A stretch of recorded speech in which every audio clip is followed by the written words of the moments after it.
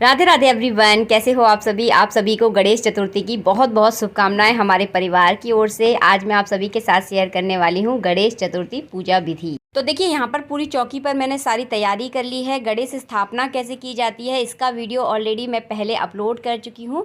तो इस वीडियो में सिर्फ आप लोगों के साथ पूजा विधि शेयर करूँगी। तो सबसे पहले यहाँ पर देखिए मैंने दीप को प्रज्वलित कर लिया है, क्योंकि जब भी कोई पूजा स्टार्ट करे तो सबसे पहले आप दीपक को ज़रूर प्रज्वलित कर लें। तो सबसे पहले जो है ना हम दीपक पर पूजन करेंगे। तो मैंने एक फूल में थोड़ी सी चंदन और चावल लगाकर यहाँ पर दीपक पर चढ़ा दिया है। तो यहाँ पर दीपक का पूजन हो गया।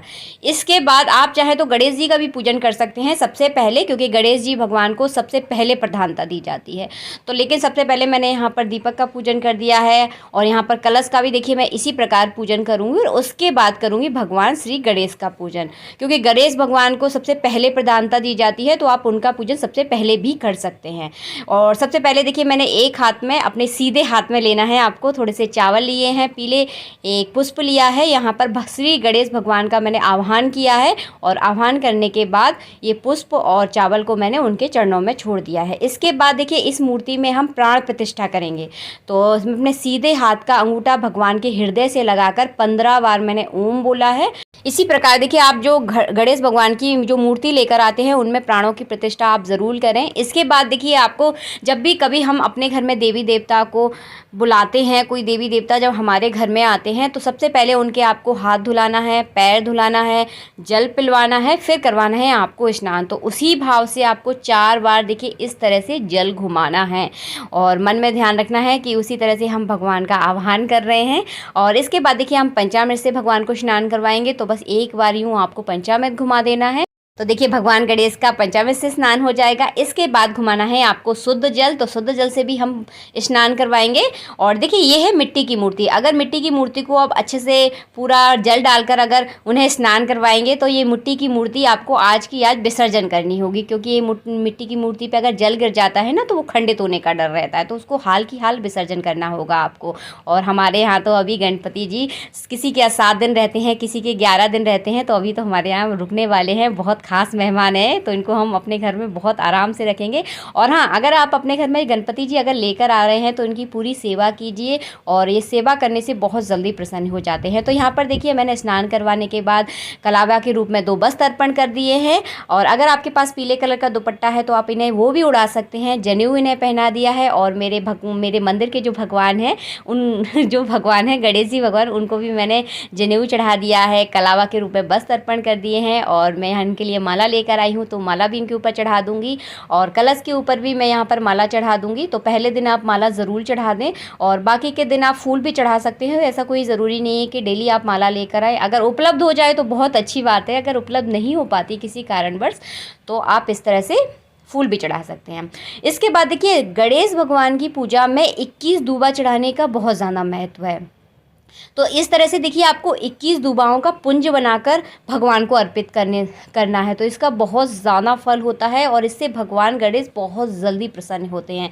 अगर पूजा में किसी चीज़ की कमी रह जाए ना तो कोई दिक्कत नहीं है, लेकिन आप इस तरह के 21 दूबाओं का पुंज बनाकर भगवान को आप अर्पित ज़रूर कीजिए। अगर आप गणेश अथर्वशीष का अगर पाठ करते हैं तो एक दिन में देखिए 1-2 ही पाठ हो पाते हैं, क्योंकि थोड़ा सा वो बड़ा है और इतना टाइम देखिए कोई निकाल नहीं पाता। तो उस पाठ को पूरा करने के बाद 21 दूबाओं का पुंज आप भगवान पर ज़रूर अर्पित करें। इसके बाद देखिए हमने धूप दीप दिखा दी है। और हाँ, भगवान गणेश को 21 लड्डुओं का भोग लगाना अनिवार्य होता है। तो देखिए रोज़ अगर नहीं लगा सकते आप तो पहले दिन और आखिरी दिन भगवान को 21 लड्डुओं का भोग ज़रूर लगाएं।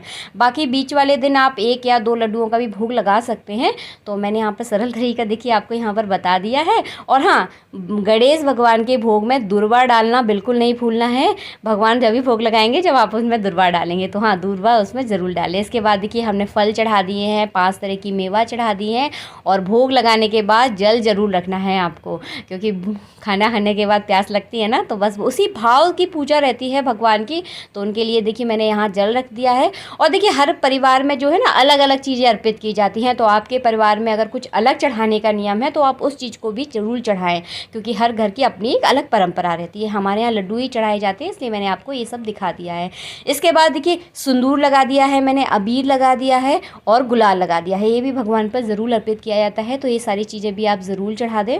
भोग लगाने के बाद देखिए हमने इस तरह से जल का आचमन करवा दिया है, तो इस तरह से आप जल का आचमन जरूर करा दें। तो देखिए जल का आचमन भी हो गया है। इसके बाद देखिए अगर आप गणेश भगवान का कोई मंत्र आप जप रहे हैं, तो मंत्र जपने के बाद जब आपकी 108 माला पूरी हो जाती है, उसके बाद 21 दूबाओं का आप पुंज चढ़ा सकती हैं। अगर दूबा की कमी है आपके घर पर तो आप एक एक दूबा देखिए इस तरह से भी आप चढ़ा सकते हैं। वैसे तो देखिए जो मान्यता है वो 21 दूबाओं की ही होती है। अगर किसी कारणवश अगर नहीं मिल पा रही है, देखिए शहरों में ये चीज़ें ना बहुत मुश्किल हो जाती हैं, तो आप इस तरह से एक एक दूबा भी भगवान के ऊपर अर्पित कर सकते हैं। तो मैंने ये तरीका भी आपको दिखा दिया है।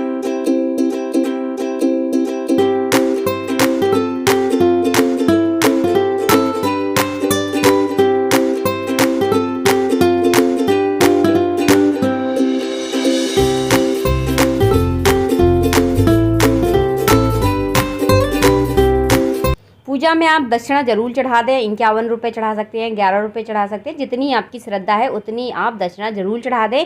क्योंकि अगर गलती से भी किसी पूजा में जो है ना थोड़ी सी कोई कमी पेशी रह जाती है, दक्षिणा उसकी पूर्ति कर देती है, इसीलिए दक्षिणा चढ़ाना अति आवश्यक होता है। इसके बाद देखिए करेंगे हम आरती। गणेश भगवान की बहुत प्यारी और बहुत सुंदर आरती है। धन्य तुम्हारे दर्शन, धन्य प्रभु जी।